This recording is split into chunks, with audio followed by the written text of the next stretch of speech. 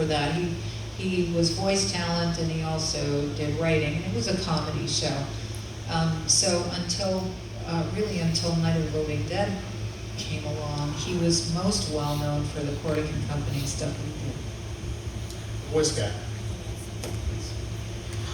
When I first graduated from Art Institute, actually before I graduated, I was doing caricatures of everyone that worked at Hardin Associates.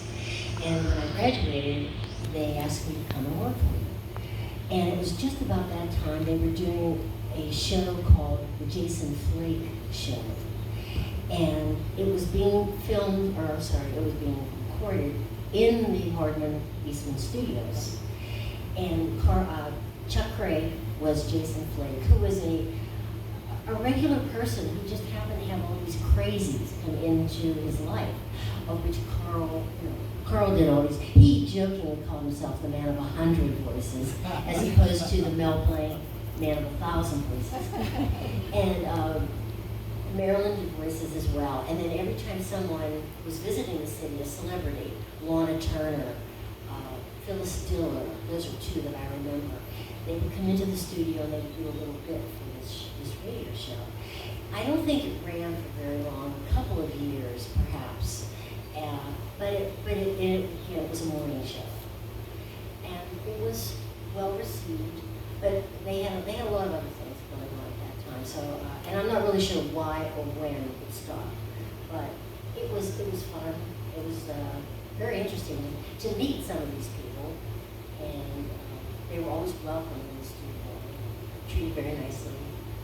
And I worked there, so I was kind of the first person they saw when they came in. Do you guys have any more questions? Yes, ma'am. I'm curious because it becomes so iconic. What's the biggest impact acting in this has had on your lives? What's the biggest impact being a part of the film has impacted your life in the biggest way? I guess it's probably meeting fans. Being in places like this, being invited into people's lives, kind of. And we're really greeted with a lot of warmth.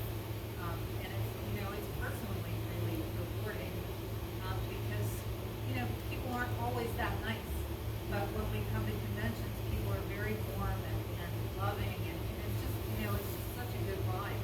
I mean, I love doing conventions just for that, because you feel good, and you're happy, you smile and you laugh, and it's like, where else do you get that, So just personally for that kind of a thing, it's really nice. And I've gotten to a lot of people that I've met as fans have become friends, and I've gotten to see places that I probably would never have visited before.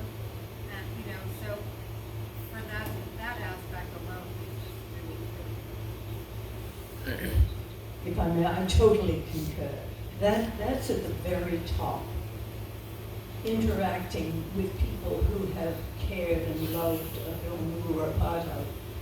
But one of the biggest impacts I found in my life, because of the film, was, I've had a wonderful career in entertainment, and I'm still making independent film. I just finished one that should come out maybe this year. It's called Kill Giggles.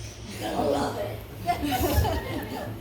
But back to the other aspect of my life, I had a second career that I did simultaneously with the performing. It was as an oral presentation specialist in a major corporation out in California for Hughes Aircraft Company. I needed to pay the mortgage. I didn't have a theater gig going at that time. I had 2 children to raise of my own, so I had to get a job. I ended up working at Hughes Aircraft, not initially as that oral presentation specialist, but as I established myself in that company, within a year, I was given the opportunity to build an oral presentations training for executives in the company. engineers, anybody, executives, anybody who was going to stand up and represent Hughes Aircraft. But that really was right up my alley, having been on the stage. And I thought, I can do this. Well, I did that for Hughes, and when it was sold to GM, and when Raytheon bought it, I did that for over 20 years in conjunction with entertainment. What I found was every time I would stand up to greet the adults who were coming to my class, somehow, some way, somebody would find out. Because I wouldn't tell them that I was Barbara in Night of the Living Dead. Initially somebody would say, hey, were you that Barbara in Night of the Living Dead? And I'd say, yes, they're coming to get me.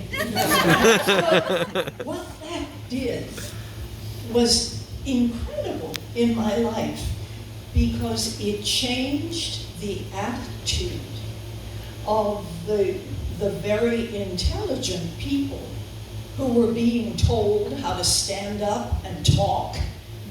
Because that's one of the most frightening things in the world you can do, isn't it? To present in front of an audience. I found that all of a sudden I garnered a bit more respect. That they were willing to listen and maybe take that lady seriously about oral presentation. That was a profound effect on my life from the movie. So, sit down.